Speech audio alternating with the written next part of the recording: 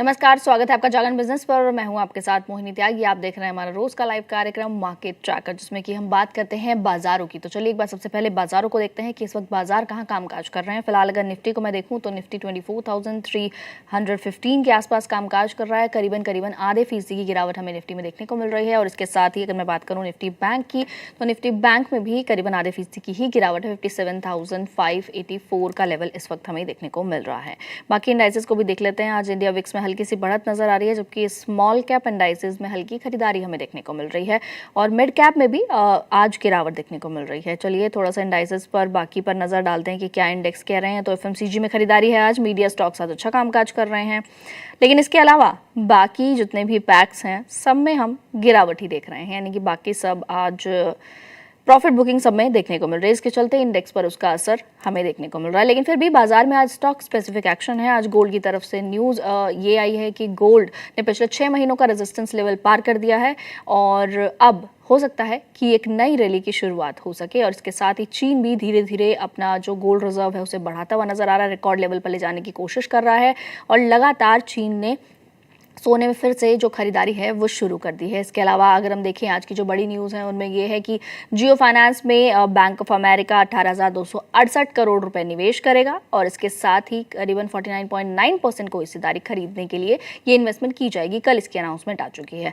इसके साथ ही भारतीय एयरटेल की तरफ से न्यूज़ आई कि उन्होंने अपने रिचार्ज प्लान्स भी महंगे कर दिए हैं और 4 रिचार्ज प्लान्स ऐसे हैं जिनको बंद कर दिया गया है। और इसके साथ ही इन प्लान्स को बंद करने के जरिए जो कंपनी एक्सपेक्ट कर रही है वो प्रॉफिट में करीबन 16% का जो उसके ARPU में जंप है वो एक्सपेक्ट कर रही है। हालांकि स्टॉक पर बहुत ज़्यादा इसका एक्शन आज देखने को नहीं मिल रहा है। उम्मीद थी कि स्टॉक में इसका एक्शन देखने को मिलेगा, लेकिन ऐसा कुछ दिखाई नहीं दे रहा है। चलिए और कहाँ स्टॉक स्पेसिफिक एक्शन इस पर बातचीत करेंगे। उस पर बातचीत करने के लिए बुलाते हैं अपने खास मेहमान को। आज हमारे साथ मौजूद हैं Gaurav Sharma, vice president and head of research, globe capital markets. Sir आपका बहुत बहुत स्वागत है। Hello Mohini, very good morning to you. आज शो पे आमंत्रित करने के लिए आपका धन्यवाद। जी सर चलिए शुरू करते हैं और सबसे पहले तो बाज़ारों पर बात करते हैं कि बाज़ार कैसे लग रहे हैं, किस तरफ जाते नज़र आ रहे हैं। क्योंकि लग रहा था कि एक रैली बनेगी अभी, लेकिन फिर से वापस से 24,500 के नीचे आ गए हैं। 24,483 के लेवल पे इस वक्त हैं। 318 24,318 के आसपास हमें इस वक्त बाजार नजर आ रहे हैं। तो कैसा लग रहा है? फिर से रैली की अभी शुरुआत है, थोड़ा सा पीछे 2 कदम लिए हैं बाजार ने वापस जंप करने के लिए, या फिर अभी फिर से हम स्लो डाउन हो जाएंगे? मोहिनी, अभी 10-12% का अपटिक हमने ऑफ लेट देखा है क्रूड ऑयल प्राइसेस पे, जिसके चलते भारतीय बाजारों में प्रॉफिट टेकिंग का दौर आ रहा है। आई डोंट थिंक ये बहुत ज्यादा लास्ट करना चाहिए, बिकॉज मैं हेवीली बेट कर रहा हूँ on on the earning figures, जो कि खासी इंप्रेसिव आई है। एट सर्टेन एरियाज कई सेगमेंट्स, कई स्टॉक्स ने तो अपने अनुमान से बहुत ज्यादा अच्छी परफॉर्मेंस दी है, स्पेशली ऐसे क्वार्टर में जबकि अनुमानित था कि बहुत ज्यादा वीक डिमांड होगी, मार्जिन पे प्रेशर आएगा, और ऐसी कंपनीज मार्जिन पे क्लियरली आउट परफॉर्म करती हुई नजर आ रही हैं जो जो अनुमान से परे है। अभी कल ही जो नतीजे आए टाटा मोटर कमर्शियल व्हीकल के, आप नोटिस करेंगे 11-12% का ऑपरेटिंग प्रॉफिट मार्जिन चला करता था, जो राइज होके सीधे 16% तक आ गया। These are phenomenal numbers, और जिस प्रकार का सेल्स अपटेक आया और वही रिफ्लेक्ट हुआ पैट नंबर्स में, एंड सिमिलरली शेयर प्राइस भी उस तरीके से रिफ्लेक्शन आ रहा है। कई और सेक्टर्स और सेगमेंट्स हैं जिसके अंदर हमने सिमिलर परफॉर्मेंस देखी है। So I think I will be putting more emphasis on these things rather than outside factors. अभी वो टाइम नहीं है कि हम 1-2-3 दिन के मूव को, निफ्टी के मूव को कंसंट्रेट करके अपने स्टॉक्स में पोजीशन बनाए। जब स्टॉक्स की परफॉर्मेंस अच्छी चल रही है, we need to hunt down and we be really selective कि कौन सी वाली चीज बेहतर से बेहतर है, क्योंकि बेटर तो नतीजे काफी कंपनियों ने पोस्ट किए हैं। उनमें से कई कंपनीज ऐसी हैं जिन्होंने क्लियरली आउटशाइन किया है and they have yet not started their up move. तो उन एरियाज को आइडेंटिफाई अगर हम करेंगे तो that will help us generate the alpha in our portfolio. बिल्कुल। तो सर आपने ऐसे, मैं स्टार्टिंग में ही आज पूछ लेती हूँ आपसे कि आपने ऐसे कौन सी कंपनीज को आइडेंटिफाई किया है जिन पर आपको लगता है कि अभी तक उन पर अच्छे नतीजों के बावजूद असर नहीं दिखा है और आने वाले समय में और अच्छा करने की उम्मीद हम रख सकते हैं उनसे? देखिए, एक स्टॉक का तो हमने अभी ज़िक्र किया है, टाटा मोटर जी। कमर्शियल व्हीकल्स का। अंडर परफ़ॉर्म किया एक लंबे समय पे, कंसोलिडेट किया और अब चलना स्टार्ट हुआ। 420 से अभी 475 का अप मूव आया है, बट आई थिंक जिस प्रकार के नतीजे पोस्ट करने में कंपनी कामयाब रही है और जिस प्रकार का एक लंबा कंसोलिडेशन फेज़ देखा है, there is still more room left for this stock. साथ ही साथ में एनबीएफसी स्पेस के अंदर अगर हम देखें, कोई भी गिरावट मिलती है तो उसे एक बाइंग अपॉर्चुनिटी की तरह लेना चाहिए। श्रीराम फाइनेंस हमारा ऑल टाइम फेवरेट है। एक डिस्क्लेमर देना चाहूँगा, हमारी कंपनी और क्लाइंट्स की पोजीशन हो सकती है, हमने काफ़ी रेकमेंड किया हुआ है इस स्टॉक को। उसके साथ ही में अन्य कई स्टॉक्स हैं। I think we are still our research team is still trying to find out those better gems out of the entire ocean of stocks जिसके अंदर हमें उस टाइप की परफॉर्मेंस मिल सकती है। बट फिलहाल के लिए मैं इतना ज़रूर बता सकता हूँ, अपॉर्चुनिटीज़ हैं बाजार के अंदर और जिस प्रकार से रिजल्ट्स आ रहे हैं वो बहुत ही इम्प्रेसिव है। मैं उम्मीद हुँ। कर रहा हूँ आने वाले 6 महीने बीते 6 महीनों से फार बेटर होंगे। बिल्कुल सर, क्योंकि जो वॉर चल रही थी उसका असर, उम्मीद की जा रही थी कि उसका असर Q1 में दिखाई देगा, लेकिन Q1 में नतीजे काफ़ी अच्छे हैं, जिसके चलते जो असर है वो हमने फ़िलहाल तो नहीं देखा है नतीजों पर। अब तो युद्ध ऑलमोस्ट उस लेवल पर है कि कभी भी बातचीत की डील फाइनलाइज़ हो सकती है, तो हो सकता है कि आने वाले क्वार्टर के नतीजे और भी अच्छे रहें। कंपनियों ने काफ़ी अच्छी परफॉर्मेंस ऑलरेडी दिखा भी दी है। चलिए, टाटा ग्रुप की आपने बात की है। टाटा ग्रुप में जो बड़ी खबर थी वो यही थी कि एन चंद्रशेखरन जो थे उन्होंने कल इस्तीफ़ा दे दिया था, जिसके बाद से जो स्टॉक हैं कंपनी के उनमें डेंट देखने को मिला था। लेकिन अभी जो नतीजे आए हैं टाटा मोटर पैसेंजर व्हीकल, उसके चलते अब देखना होगा कि स्टॉक्स पर आगे फ्यूचर में कैसा असर होगा। फिलहाल जो स्टॉक है टाटा मोटर पैसेंजर व्हीकल का, स्पेसिफिकली जो स्टॉक है उसमें करीबन 1.5% ज़्यादा की इस वक्त अपसाइड हमें देखने को मिल रही है। चलिए, कुछ और स्टॉक्स पर बात करते हैं। सर, भारतीय एयरटेल पर बात करते हैं, क्योंकि आज न्यूज़ भी है इसमें। हालांकि न्यूज़ का कुछ एक्शन तो नज़र नहीं आ रहा है इसमें, लेकिन इन्होंने जो फैसला लिया है 4 रिचार्ज प्लान्स बंद करने का, और पहले भी ये खबरें आ रही थी कि कंपनी अपने रिचार्ज प्लान्स महंगे करेगी, और अब वो महंगे हो चुके हैं। उन्होंने 4 वो प्लान्स बंद कर दिए हैं जिनमें काफ़ी ज़्यादा लोग जिसको इस्तेमाल कर रहे थे, लेकिन अब जो इन्होंने फैसला लिया इसके बाद इनका जो ARPU है ये बढ़ने की उम्मीद है। इसका असर for a slightly long term में कैसा देख रहे हैं? कंपनी कैसी लग रही है और आपको इससे क्या एक्सपेक्टेशन है? ओके, सो हम भारतीय एयरटेल के बारे में जैसे बात कर रहे हैं या हम टेलीकॉम स्पेस की बात करें, हम्म। तो ARPU ये एक टर्मिनोलॉजी यूज की जाती है इनकी परफॉर्मेंस को जज करने पे। ARPU इज एवरेज रेवेन्यू पर यूजर। अब अगर इसकी बेसिक कैलकुलेशन की बात करूं तो कंपनी का total revenue divided by number of active clients. Active clients वो क्लाइंट्स होते हैं जो आपका बिल्स पे कर रहे होते हैं, डिस्काउंटेड वाले नहीं, कोई ऑफर वाले नहीं, एक्चुअल प्लान्स लेकर जो आपको पे कर रहे होते हैं। So that figure somewhere stands around 264 currently. 264 की ARPU फिगर है फॉर भारतीय एयरटेल। वो ऑलरेडी और सिग्निफिकेंटली हायर है इनके अर्स्टवाइल कंपेटिटर जियो से, विच stand at somewhere around 215 216।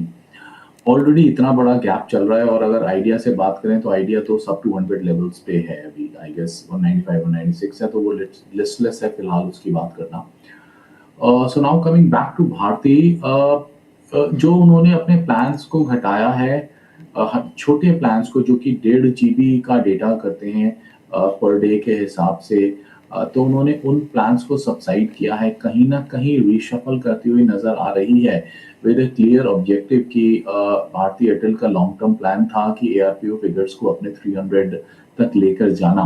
I think in the next 2 to 3 quarters company उसी उसी चीज के ऊपर आगे फोकस करेगी, और जिस प्रकार से कंपनी की ग्रोथ नजर आ रही है in terms of an uptick in ARPU numbers, मैं उम्मीद कर रहा हूँ 2 से 3 क्वार्टर्स के अंदर ये कंपनी वहां तक ARPU नंबर क्लोज टू 300 तक पहुंचती हुई नजर आएगी। देयरफॉर एक लॉन्गर टर्म पर्सपेक्टिव से हमें भारतीय एयरटेल को कंसिडर करना चाहिए। भारती का एक बहुत ही considerable size of business Africa से आता है। आई थिंक 20-25% से ज़्यादा का रेवेन्यू ड्राइव होता है वहाँ से, और वो बिजनेस भी काफ़ी अच्छा इनके पैट फिगर्स में रिफ्लेक्ट होता है। It is not only the cellular business, उसके अलावा भी काफ़ी बिजनेसेस हैं। सो जोग्राफिकल फ्रंट पे भी बात करूं तो एडवांटेजेस पोजीशन पर है भारती, क्योंकि केवल इंडिया डिमांड कंट्रोल नहीं करती इनका रेवेन्यू, काफ़ी देशों में और भी इनके बिजनेस ऑपरेशंस है। साथ ही साथ में it is not only the mobility, mobile business नहीं है, होम डीटीएच बिजनेस भी बहुत इम्प्रेसिवली ग्रो कर रहा है, वो भी एक कंसिडरेबल रेवेन्यू धीमे धीमे कंट्रीब्यूट कर रहा है। तो साइटिंग ऑल दोज फैक्टर्स, मुझे पर्सनली भारती एयरटेल एक लॉन्ग टर्म के हिसाब से पसंद आता है। एक हम्म डिस्क्लेमर भी देना चाहूंगा, हमारी रिसर्च टीम ने इस पे एक बाय रिपोर्ट निकाली है, तो कंपनी और क्लाइंट्स की पोजीशन इसमें हो सकती है।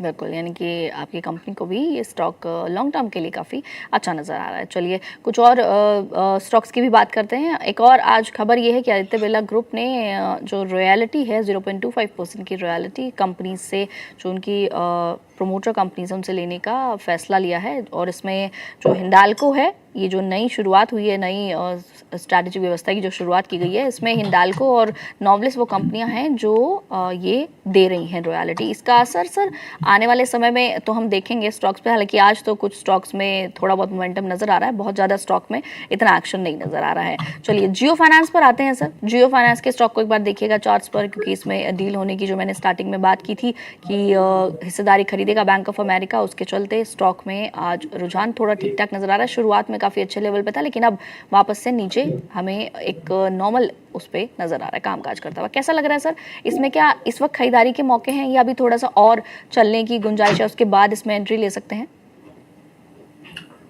एनबीएफसी स्पेस की अगर मैं बात करूं तो जियो फाइनेंस उसके अंदर एक अंडर परफॉर्मिंग स्टॉक रहा है। अपने लिस्टिंग के बाद काफी उत्साह बना इसके अंदर, एक स्टीप राइज हमने देखा, 200 सवा 200 के भाव से बढ़ता हुआ लगभग 400 के करीब गया, और उसके बाद वो पूरा अपमूव फिजल आउट हो गया। Thereafter what we are seeing is a long underperformance, consolidate हो रहा है निचले लेवल्स पे। नॉट रियली श्योर कि कब वो अपमूव आएगा। ऑल्दो अगर मैं रिजल्ट्स और फाइनेंशियल्स की बात करूं तो वो स्टेडी हैं, ग्रोथ नजर आ रही है, बट कहीं ना कहीं मार्केट उस प्रकार से वैल्यू नहीं कर रहा है। अगर मैं वैल्यूएशंस की भी देखूं तो valuations are still high even at those declining levels. इन निचले स्तरों पे भी वैल्यूएशंस काफी हाई हैं। कंपनी के जून क्वार्टर के नतीजों की बात करूं तो उससे तो 3 गुना से ज्यादा का रेवेन्यू पोस्ट किया है जून 26 में, और प्रॉफिटेबिलिटी की बात करूं तो वो भी 2-2.5 गुना से ज़्यादा बढ़ी है। रीजनेबल हमें बहुत हेल्थी मार्जिन्स मेंटेन कर रहा है कंपनी, डिस्पाइट स्ट्रीट उसे वैल्यू नहीं दे रहा है। आई थिंक पहले ही इसकी वैल्यूएशन स्ट्रेच थी, उसी का आउटकम है कि आज अच्छे नतीजों के बावजूद भी शेयर के अंदर एक अपटिक नहीं आ पा रहा है। बिल्कुल सर। कुछ और ट्रेंडिंग स्टॉक्स देखिएगा सर जिनमें आज थोड़ा बहुत एक्शन देखने को मिल रहा है। क्यूपिड का शेयर है, ये अच्छा कामकाज कर रहा है, क्यों नतीजों के बाद 2 दिन से अच्छा चलता हुआ नजर आ रहा है। इसके साथ ही लेंस कार्ड, ये भी नतीजों के बाद अच्छा कामकाज करता हुआ नजर आ रहा है, और इस पर ब्रोकरेज ने अपने टारगेट्स को भी बढ़ा दिया है। दोनों ही स्टॉक चार्ट्स पर कैसे लग रहे हैं आपको? I mean, Cupid is one of a surprising stock जिसकी जर्नी लगता है खत्म ही नहीं हो रही है। वैल्यूएशंस वे टू स्ट्रेस्ड हैं, अपमूव इसका रुकते हुए नजर आ ही नहीं रहा है।